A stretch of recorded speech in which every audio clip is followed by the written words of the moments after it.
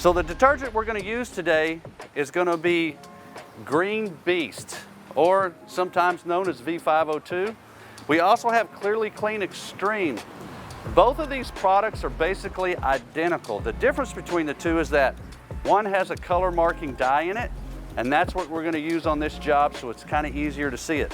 Some people don't like the color marking dye because it goes from an orange. The product itself is kind of orange, and when you put it with water, it turns green.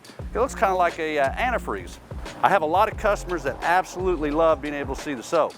Other customers don't want to see it because they don't want people to freak out. I'm going to take down the Green Beast. I'm going to set it here next to my 5-gallon container, which I've already put about 2 gallons of water in, and I have a mixing cup.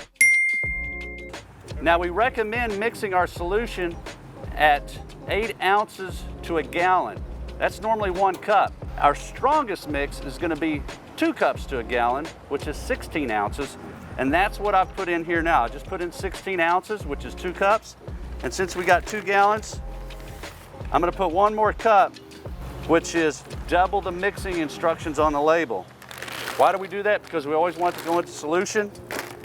And I want a really strong solution for this particular job because it's so nasty. And you can see as I took it out of here and put it in here, see how it's starting to turn that lime green color already?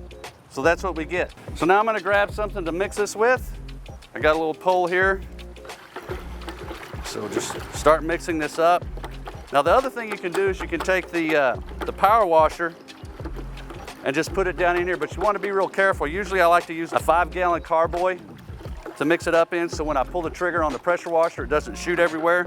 And because it's a strong solution, it's got some strong chemical, so if you get a little bit of the powder on your hands or anything, you're gonna feel it. It's warm now because of the chemical reaction that's taken place to put this into solution. You know, give it about 1 minute to 2 minutes of agitation to get everything into solution. What you want to make sure of is that when you mix it this strong, it may not always get 100% into solution. That's why I recommend mixing it at half that strength. But the strongest strength may get a little bit of product still at the bottom. If you have that, just add a little water. Feels like we're pretty close now.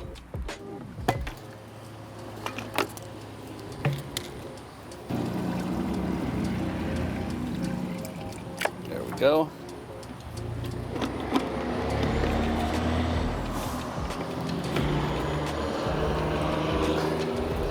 Now I'm gonna hand this off to one of my guys and let them start doing the cleaning process.